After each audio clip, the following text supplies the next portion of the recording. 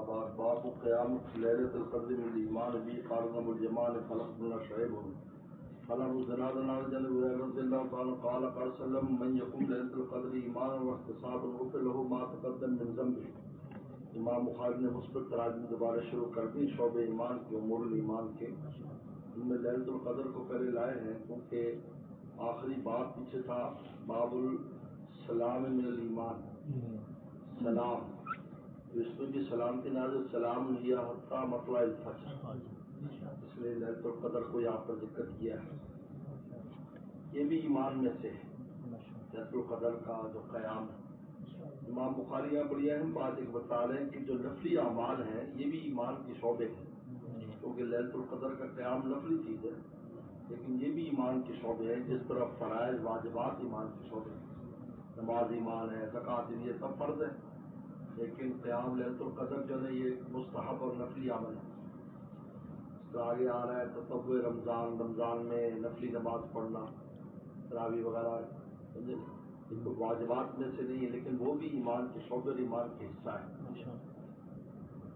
فرماتے ہیں ابو ہریرہ کی روایت لا رہے ہیں من یقوم لیلۃ القدر، جو قیام کرے گا لیلۃ القدر کا، یقوم قام نہیں کہا، یقوم فعل مضارع، حالانکہ آگے آ رہا ہے من قام رمضان، جو رمضان میں قیام کرے، قام ماضی، یہ من یقوم مضارع، اس لیے کہ لیلۃ القدر کا جو قیام ہے یہ متحقق نہیں، یقینی نہیں، آپ تو کرتے ہیں اس گمان سے لیکن یقین تو نہیں ہے نا لیلۃ القدر ہے، اور مضارع جو ہے نا وہ جو ہے نا اس میں یقین نہیں ہوتا، مستقبل میں جو کام ہونا ہوتا ہے اس کا پتہ نہیں ہوتا ہے یا نہیں ہوتا، اس لیے یا یقوم کہا، اور رمضان آگے اس میں قامہ کہا، کیونکہ رات کی تراویح تو یقینی پڑتا بندہ، روزہ بھی یقینی رکھتا ہے، من صامہ من قامہ، لیکن یہ جو لیلۃ القدر ہے یہ غیر یقینی ہے، لہٰذا فعل مضارع لائے گا اور وہ ماضی لائے گا، اگرچہ دونوں کا معنی مستقبل کا ہے،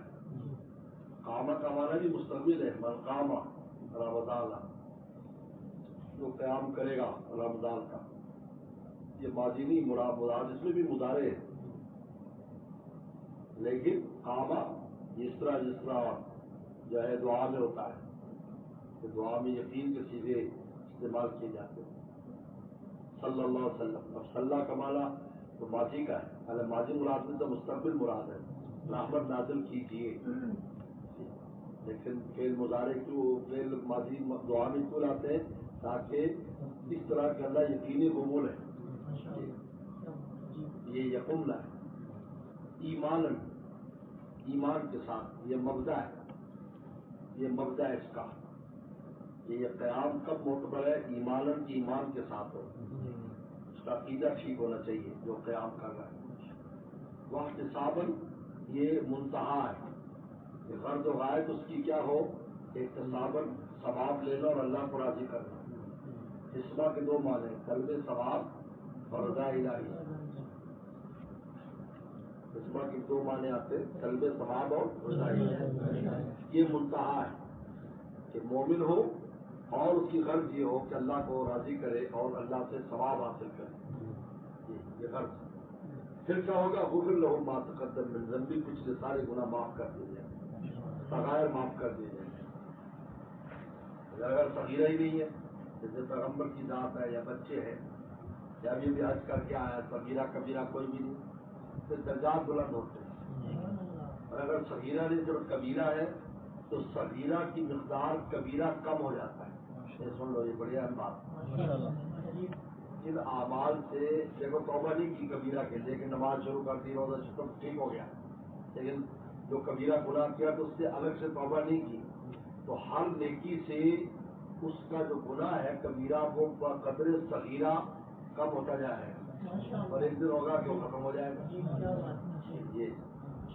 یہ بہت اہم بات ہے، تو لہذا پچھلے سارے گناہ معاف ہو جائے گا۔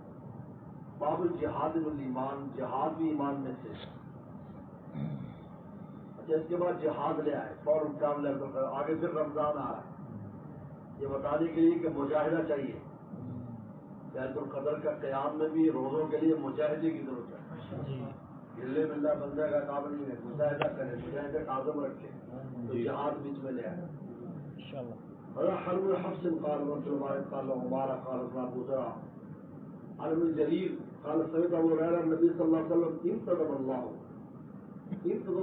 ذمہ داری لے لی اللہ تعالیٰ نے، انتدب ذمہ داری لے لی لمن خرج فی سبیلہ کہ جو اس کے راستے میں نکلے گا اللہ کے راستے میں، لا یخرج اللہ ایمانا بھی نہ نکالے اس کو مگر مجھ پر ایمان لانا، جب اس لیے نکلتا ہے کہ اس کا ایمان مجبور کرتا ہے کہ جاؤ بھائی اللہ کے راستے میں یاد کرو، اور تصدیق برسولی یا میرے رسولوں کی تصدیق اس کو نکالتی ہے، تو میں کیا ذمہ داری اللہ لی ہے؟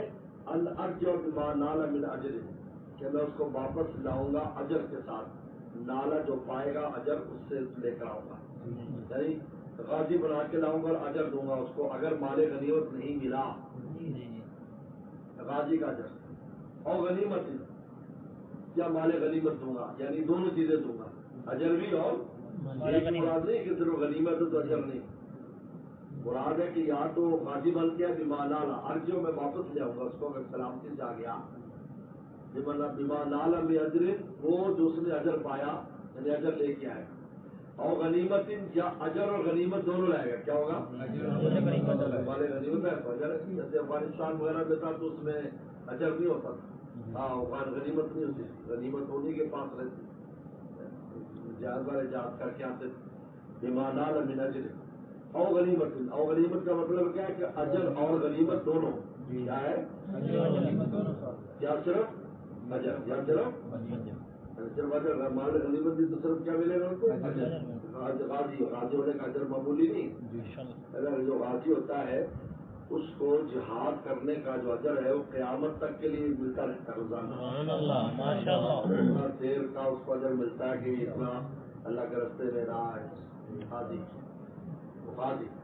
تو بیمار تو میں ارج جاؤں کہ میں اس کو واپس لاؤں گا، یعنی اللہ کہتے میں ذمہ داری لے رہا ہوں اس شخص کی جس کو اس کا ایمان اللہ کے راستے نکالے گا، کہ میں کیا کروں گا، انرج بیمانہ من اجر، کہ میں لاؤں گا واپس اس کو اس کے اجر کے ساتھ، اور غریب اور ادخلہ الجنہ، یا میں اس کو جنت میں داخل کر، یعنی شہید ہو جائے گا تو کہاں داخل کر دوں گا؟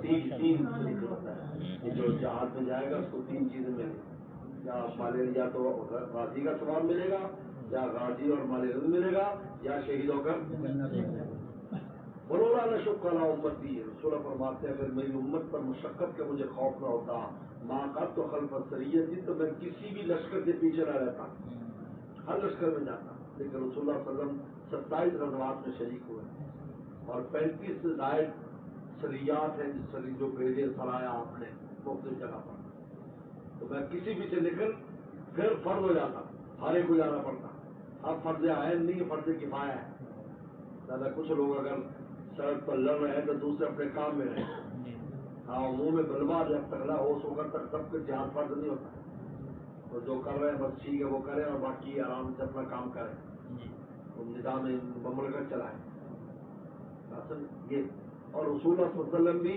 اگر چلے جاتے ہر اس میں تو پھر مدینہ شریف کا نظام عالم اسلام کا کیسے چلتا، نہ تو کچھ نظام چلاتے تھے جانے والے وہاں پر جا کر کرتے، مگر مجھے مشقت کا خوف نہ ہوتا، اس میں وہ بھی مدینہ والی مشقت میں پڑ جاتے آپ کے جانے سے، اور امت پر مشقت ہو جاتی، کیونکہ آپ اگر کسی کام کو ہمیشہ کرتے تھے تو اللہ فرض کر دیتے،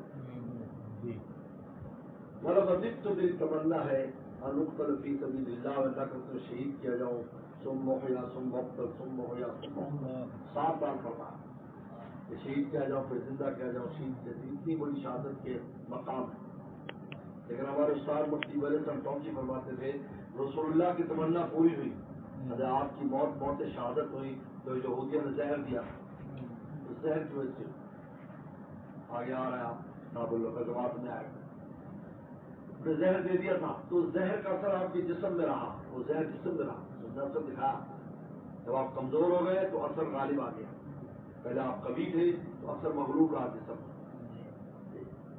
اور آج سے یہ بات سن آ جاتی ہے کہ جب جراثیم انسان کے قوت دفاع مضبوط ہو تو جراثیم اثر نہیں کرتے، اور جو قوت دفاع کمزور ہوتی ہے تو بیماری کا جو جراثیم پہلے سے ہوتے وہ حملہ آور رہتے ہیں، کینسر یہ وہ سب پہلے دبا رہتا ہے، کیونکہ انسان قوی ہوتا ہے، اس میں قوت دفاعی مضبوط ہوتی ہے.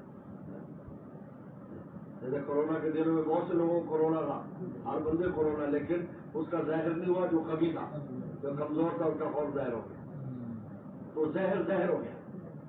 لہٰذا آپ کا جب وفات میں ورنہ خود یا بھری پر میں میری گردن کی رگیں کٹ رہی ہیں آپ لوگوں. میرے حضرت فرماتے تھے کہ آپ کو ظاہری شہادت ملی اور باطنی شہادت بھی ملی، مانوی، کیونکہ حضرت حسین رضی اللہ عنہ کی شہادت کا آپ کو پہلے بتا دیا گیا تھا اور آپ کو اس کی سخت تکلیف ہوئی تھی.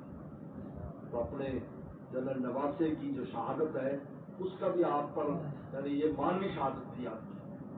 پھر ہمارے استاد فرماتے تھے اب یہ بات میں کروں گا تو بہت سے میرے لوگ بھی میرے پیچھے لگ جائیں گے، تو جو یزیدی ٹولے کو ترجیح دیتے ہیں، ہے نا، ہم میں بھی ایسے لوگ ہیں جو یزید یا ٹھیک تھا اور حسین رضی اللہ تعالیٰ غلط تھے. بہت سے ہمارے ٹولے میں بھی ایسے لوگ ہیں جو یزید کی حمایت کرتے ہیں. یہ عزیز لوگ بھی شامل ہیں، ہمارے لوگ بھی شامل ہیں جو ناسبی مزاج کے پہلے بیٹھ کی اور کٹاتے ہیں. پر بھائی میرے پیچھے لگ جائیں گے حضرت سے فرماتے ان کو مانوی شہادت بھی نصیب ہے، ظاہری بھی مانوی. اگر رسول تمنا کرے اور پوری نہ ہو ایسا نہیں. اور اس میں ایک بڑا اہم نقطہ ہے کہ نیک اور اچھے کام کے لیے ایسا کام جو آپ کے لیے مشکل ہے یا ممکن نہیں، آپ اس کی تمنا کر سکتے ہیں. کوئی رسول نے تمنا کی ہے تو ممکن نہیں ہے، سنت الہی نہیں ہے کہ شہید کیے جائے زندہ کیے جائے، شہید کیے جائے زندہ کیے جائے. لیکن آپ نے تمنا کی تو آپ کو اس پر اجر ملا، ثواب ملا. انسان ایسا کام جو نہیں کر سکتا، اس کی ہمت نہیں ہے یا اس کے پاس استطاعت نہیں ہے، لیکن تمنا تو کر سکتا ہے. جس طرح اس راہب نے تمنا کی تھی کہ اگر یہ ٹیلے آٹا بن جائے تو یہ میں لوگوں میں تقسیم کر دوں، تو اتنا آٹا تقسیم کرنے کا ثواب اس کو مل گیا. ٹیلے تو آٹا نہیں بنے. اس لیے کمزور نہیں ہونا چاہیے یار کیسے ہو گیا چھوڑو یار، ایسا نہیں یار، اللہ کے لیے کام ویسے کر دیں، ایسے کر دیں. اس لیے تمنا کر سکتا ہے. باب تصور قیام رمضان ایمان، کہا کہ رمضان میں نفلی قیام کرنا بھی ایمان میں سے. نفلی قیام، تصور، مالو کے نفلی اعمال بھی ایمان کے شعبے. اور اس نفلی قیام میں تراویح بھی ہے اور تمام جو رمضان میں رات کو نمازیں پڑھی جاتی ہیں، جو بھی آپ نفل وغیرہ پڑھیں گے. رمضان میں رات کو چونکہ اکثر جاگا جاتا ہے تو اس میں تہجد بھی پڑتا ہے، دوسری نمازیں بھی، اور تراویح بھی شامل ہے. امام نبوی نے فرمایا تراویح بھی شامل ہے. عن اسماعیل قال عن مالک عن ابن شهاب عن حمید بن عبد الرحمن رضی اللہ عنہ وسلم قال من قام رمضان ایمانا واحتسابا، جن نے رمضان کا قیام کیا. قیام سے مراد دو ہے. قیام کا معنی قیام الی الصلاۃ، نماز پڑھی، اور قیام کا معنی قیام من النوم، نیند سے اٹھا، اٹھ کر عبادت کی، کوئی بھی بات، جاگ کر رات گزاری اور کوئی بھی بات کی مراد، دونوں مراد ہے. تو قامہ میں جو نمازی مراد نہیں ہے، ذکر اذکار تلاوت رات کو بیٹھ کر کرتے ہو اور رمضان میں سب شامل. ایمان و احتساب، مبدا ایمان، احتساب اس کا منتہا. غفر لہ ما تقدم من ذنبہ. باب صوم رمضان احسان الایمان، کہا کہ رمضان کے روزے رکھنا ثواب کی نیت سے ایمان ہے. علیہ السلام قال حدثنا حذیر بن یحیی بن سعید عن ابی سلمہ عن ابی رضی اللہ عنہ قال قال صلی من صام رمضان ایمانا واحتسابا غفر له ما تقدم من ذنبہ. جبکہ یہ صامہ قامہ فعل ماضی ہے، کیونکہ یہ یقینی ہوتا ہے، روزہ بھی یقینی ملتا ہے، قیام بھی یقینی ملتا ہے. باب الدین یسر، قال صلی اللہ علیہ اللہ الحنیفیۃ السمح. باب الدین یسر، دین آسان ہے. امام بخاری دین کے دو درجے بیان کر رہے ہیں، یسر اور عسر. ایک آسان دین اور ایک مشکل دین، یعنی خود مشکل بناتا ہے دین کو، مبالغہ بازی کرتا ہے، تو غلو کرتا ہے، غلو فی الدین. جب غلو فی الدین کرتا ہے تو اس میں سے مشکل میں پڑ جاتا ہے. میں ساری رات عبادت کروں، میں سو گئی، ہمیشہ روزے رکھوں، میں یہ کروں گا، وہ یہ غلو فی الدین. رخصت پر عمل نہیں کرتا، ہمیشہ عزیمت پر عمل کرتا ہے. ہمارے والد صاحب فرماتے تھے کہ رخصت پر عمل کرنا اللہ کو اپنی کمزوری دکھانا اور اللہ کو بہت پسند ہے. اللہ آپ نے رخصت دی تو بس سفر میں دو رکعت ہی پڑھوں گا بس، اللہ خوش ہو جائے. بہت آسان ہے دین. اور ہم پچھلے آئے جو رمضان کتنا روزہ کتنا مشکل ہے، لیکن اس میں بھی کتنی آسانیاں رکھی. اب ہمیں یرید اللہ بکم الیسر ولا یرید بکم العسر، اللہ آسانی چاہتا ہے. لہٰذا اگر تم سفر میں ہو یا کوئی اور معاملات ہیں، 5-10 منٹ یا میں اخر بعد میں رکھ لیں. لہٰذا جن ملکوں میں بہت لمبا دن ہے، اب تو خیر رمضان چھوٹے دنوں میں آتا ہے، وہاں 19 گھنٹے کا روزہ، بعد میں 21 گھنٹے کا روزہ بھی، جب 2 گھنٹے کی رات. وہاں پر علماء نے اجازت دی کہ آپ نہیں رکھ سکتے تو کوئی بات نہیں، آپ سردیوں میں رکھ لیں. دین یسر، دین آسان ہے. تمہارے کے دین یسر و عسر درجات ہے. اور دین اعمال کو کہتے ہیں، دین نام عمل کا ہے.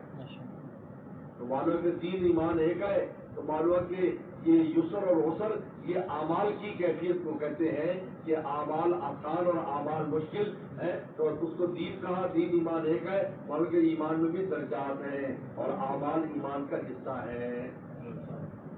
اعمال میں درجات ہے، ایمان میں درجات ہے، اور ایمان اور اعمال ایمان کا حصہ ہے.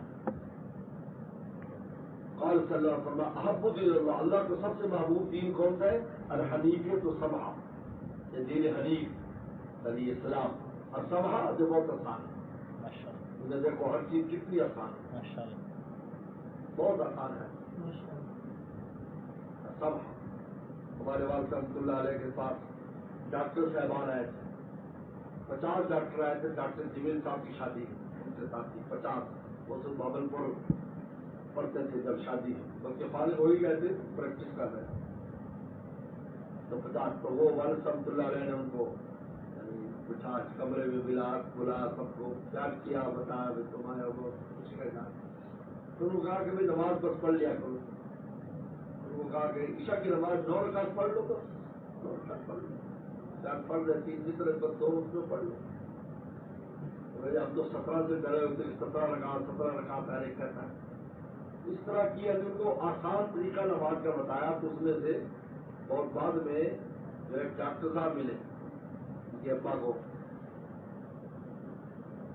علی کے ابا کو ملے. انہوں نے کہا جی اس وقت سے جب تم نے نصیحت کی تو ہم نے کہا کہ یار تم چلو بس فلر وغیرہ پڑھ لو تھوڑا تھوڑا.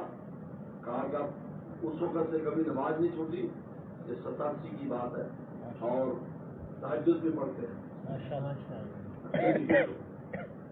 آسان ہے، آسان کر کے پیش کرو، مشکل پیش نہ کرو. ایک جگہ میرا بیان ہوا مدینہ شریف میں خواتین، اور بات میں کہنے لگے پھر میں جب بھی جاؤں گا ان کا بیان کراؤ.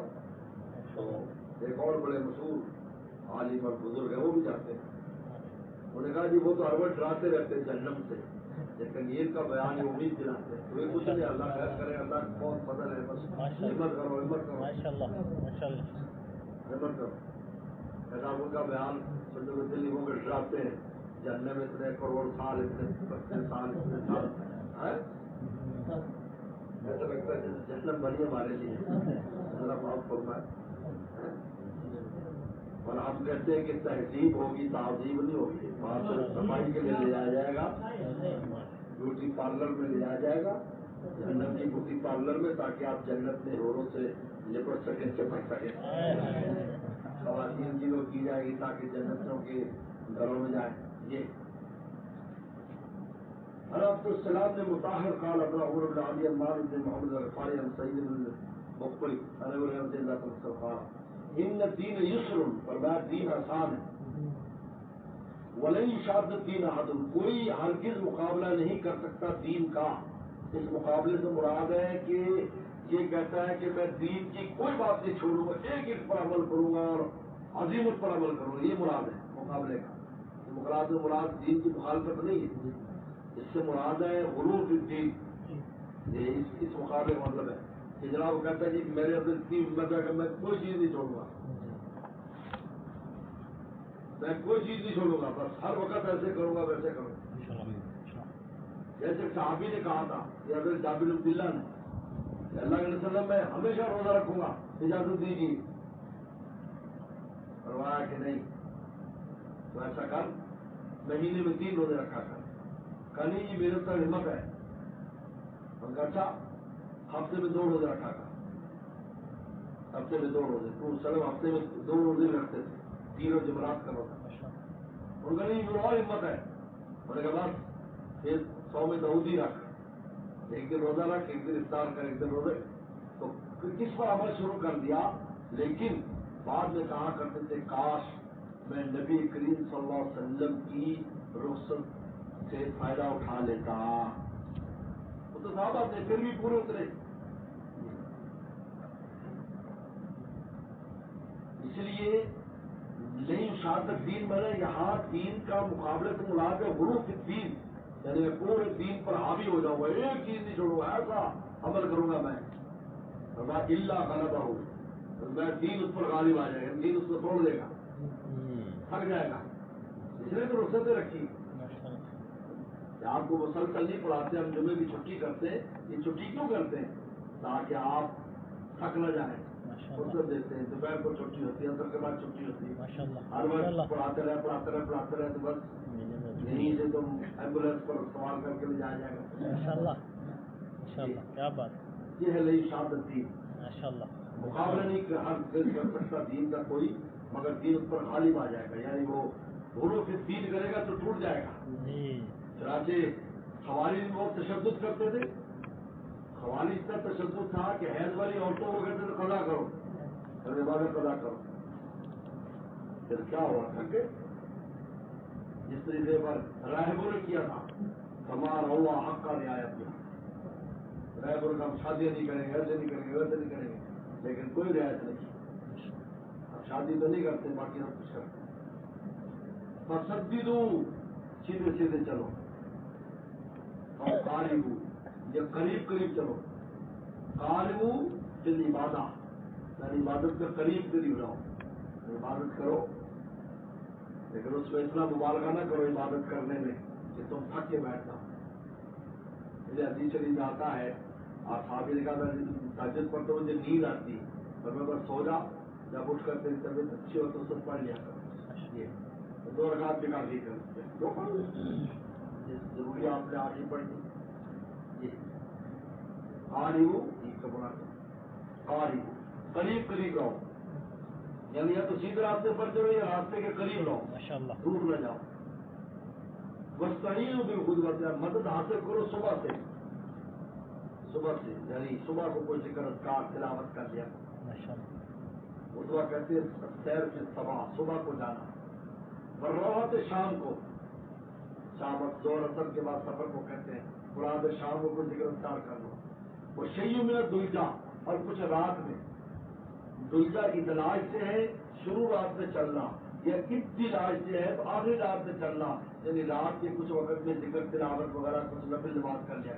یہ تم لفظ پڑھتے ہو رات کو تھوڑا بہت جو یاد کرتے ہو, یہ بھی اس میں شامل ہے. ماشاءاللہ. اب اس لیے اگر گنگوئی سے کو پوچھتا تھا میں کب ذکر کروں, کبھی صبح کر لیا ہو یا شام کو یا رات کو کوئی ذکر کر لیا. ذکر کے اوقات یہ بتا تو حدیث شریف میں آتا ہے مدد حاصل کرو. جس سے آدمی میں نشاط ہوتا ہے, صبح رات پڑھ کے سو اٹھتا ہے تو صبح کو نشاط ہوتا ہے, ذکر اذکار میں مزہ آتا ہے. شام کو بھی انسان جو ہے زور کے بعد آرام وغیرہ کر لیتا ہے تو اس کے بعد نشاط ہوتا ہے. رات کو سونے سے پہلے جو کہ سونا ہوتا ہے تو تھوڑا بہت ذکر اذکار کر لے تو یہ آسان ہے. شیء من الدلجہ, تو تھوڑا یہ بظاہر تھوڑا سا عمل ہوگا لیکن اوقات کی برکت کی وجہ سے تھوڑا بھی زیادہ ہے. عجیب بات ہے. اس نے امام غزالی رحمۃ اللہ علیہ سے پوچھا کہ صبح کا جو وقت ہوتا ہے تہجد کا, وہ افضل ہے یا شام کو مغرب سے پہلے کا وقت افضل ہے؟ کہا مغرب سے پہلے کا وقت افضل ہے. بولو عجیب بات.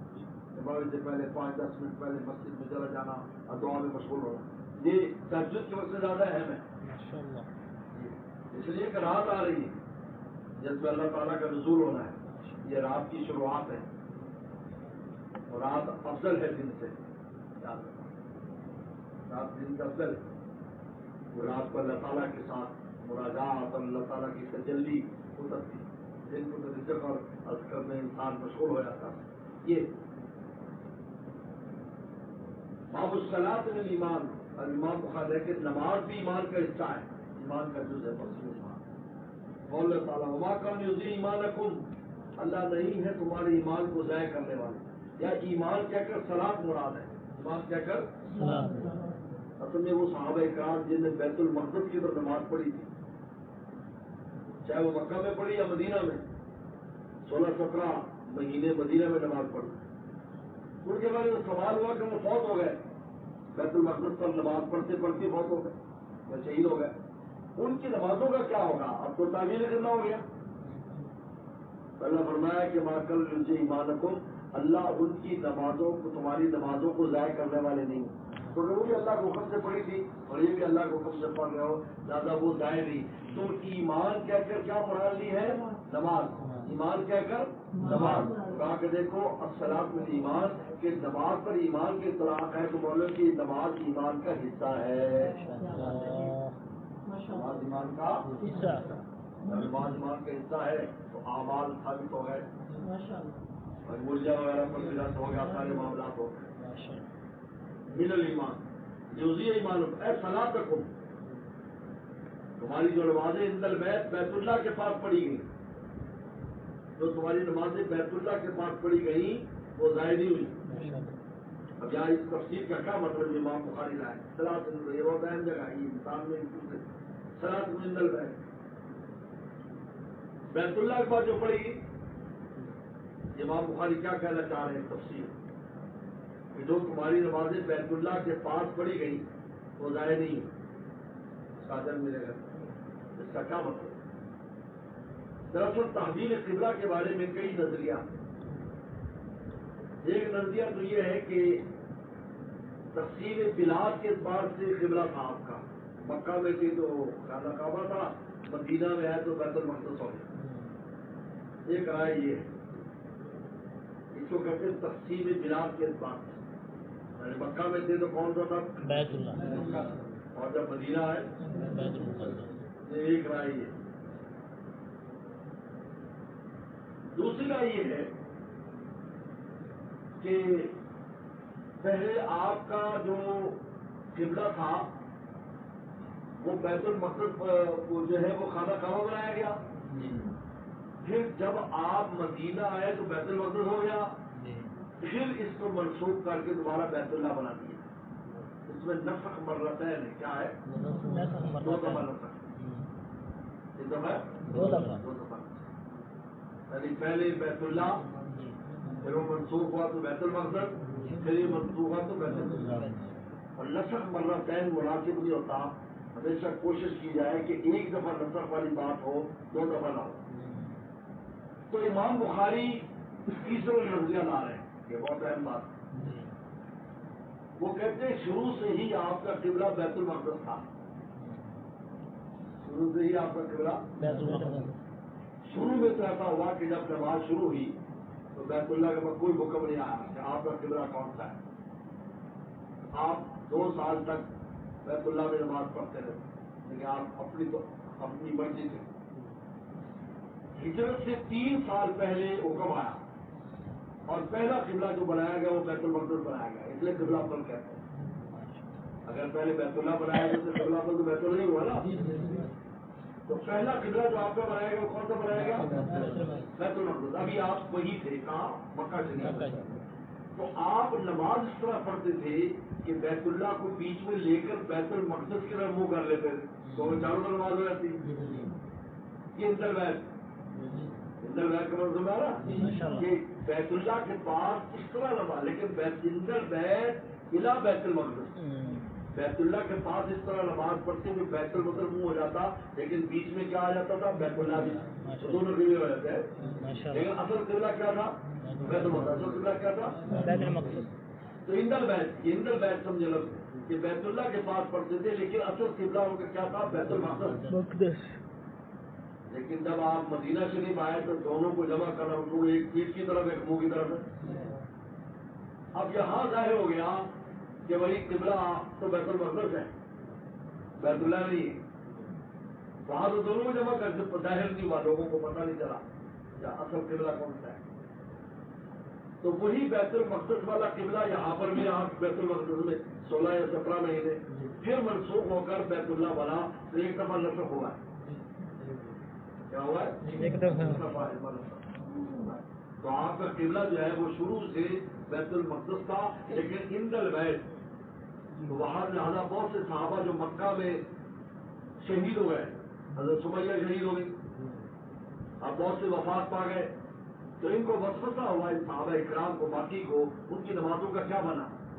وہ جو بیت اللہ کے پاس پڑھی گئی وہاں بھی 3 سال نمازیں پڑھی اور پھر کچھ یہاں بھی پڑھی، لیکن زیادہ تر وہاں پر پڑھنے والے بہت ہوئے تھے جو ہجرت نہیں کر سکے، انتقال ہو گئے، شہید ہو گئے، راستوں میں شہید ہو گئے، ان کو بیت المقدس کا پتہ نہیں ہے، بیت اللہ کا کہ دوبارہ بیت اللہ ہمارا بنا دیا ہے قبلہ، اس پر یہ اتنے جمع کر لی ایمانکم، اللہ تمہاری نمازیں ضائع کرنے والے نہیں، کیونکہ وہ بھی خدا کے حکم سے پڑھی تھی جو خدا کے حکم سے. یہ امام بخاری نے صلاتکم عند البیت کہہ کر وہ نسخ والے مسئلے پر اشارہ کیا ہے. ہمارا نہیں آ رہا ہے، یہ اہم بات ہے، چھوٹی سا جملہ ہے لیکن اس میں بہت بڑی بات ہے کہ شروع سے قبلہ بیت المقدس تھا، لیکن بیت اللہ کے پاس ایسے پڑھتے تھے کہ بیچ میں بیت اللہ کو لے کر بیت المقدس کے وہ کرتے تھے،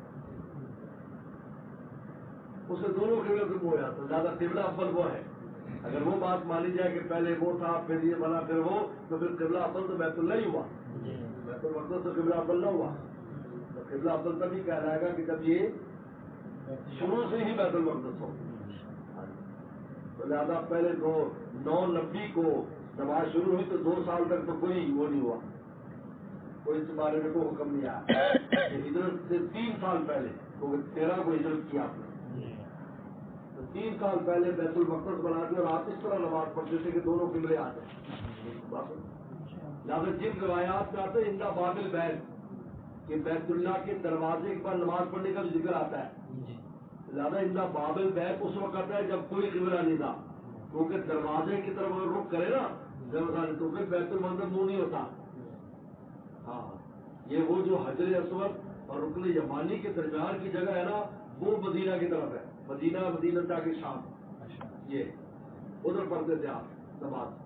زیادہ جو تراویح ہے تراویح نہیں ہوتی آج کل تراویح بھی اسی طرف ہوتی ہے، کیونکہ جنوب شمال میں بیت المقدس ہے، جنوب میں مکہ ہے اور مدینہ بھی شمال میں. تو لہذا وہ حضرات جو نا وہ جو شمال جنوب میں منہ کرتے ہیں، یہ جس رخ پر میں بیٹھا ہوں ادھر رخ کرتے ہیں ان کی مدینہ والوں پہ قبلہ اس طرف ہے. تو شمال میں جو ہے نا وہ بیت المقدس ہے، تو لہذا جنوب میں کھڑے ہو کر بیت اللہ میں نماز پڑھتے تھے، شمال کی طرف منہ کرتے تھے جس میں دونوں قبلے آ جاتے ہیں. لیکن دروازہ ہے مشرق کی جانب، ادھر دروازہ ہے مشرق کی جانب، مشرق کی جانب دروازہ ہے. زیادہ اندا بابل بیت جہاں لوگ آتا ہے کہ اس وقت کی بات ہے جب قبلے کا حکم نازل نہیں ہوتا، لیکن جب نازل ہو گیا اندل بیت تو پھر آپ جو ہے وہ جنوب میں کھڑے ہوتے تھے جو حجر اسود اور رکن یمانی کے درمیان کی جگہ ہے، اور آپ اس طرح منہ کرتے تھے کہ بیت اللہ بھی آ جاتا تھا، بیت المقدس بھی آ جاتا. لیکن جب مدینہ شریف آئے تو پھر جمع کرنا مشکل ہو گیا، بھیڑ جمع ہونے لگی کیونکہ وہ آگے ہے یہ پیچھے. ہمارا پوری کیفیت اللہ عمرو بن خالد قال اللہ زہیر اطرا مساق اللہ وسلم قال ابر باقد مدینہ نظر علی اجدادی اور قال اخبار من اصحاب. آج جب مدینہ شریف میں آئے تو اپنے نانکوں کے پاس اترے یا ماموں کے پاس. یہ نانکے اور ماموں لگتے ہیں حضرت ابو عاملہ کے یہ حدیث ہے.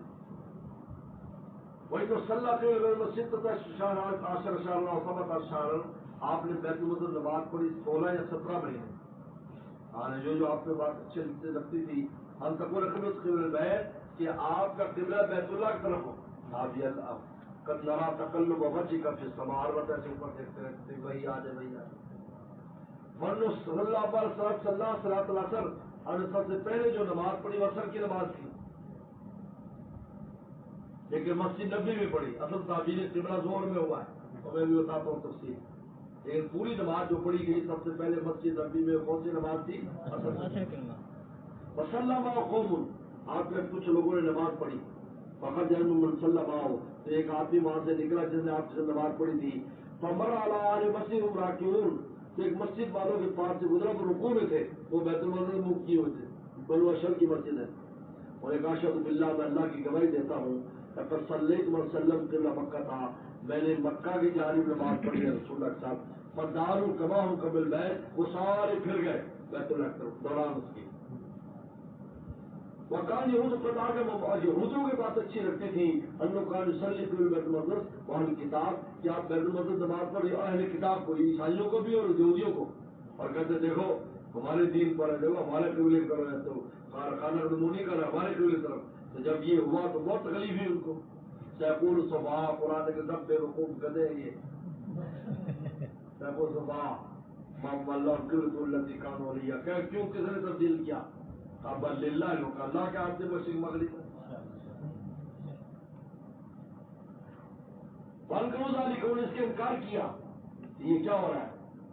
قال زہر کہتے ہیں اپنا ابو اسحاق انبرا یہ تھی ہاضا انو ماتل قبلۃ قبلہ قبل رجال، تاکہ تحویل قبلہ سے پہلے بہت سے لوگ فوت ہو گئے، وہ قتل ہوئے، شہید ہو گئے.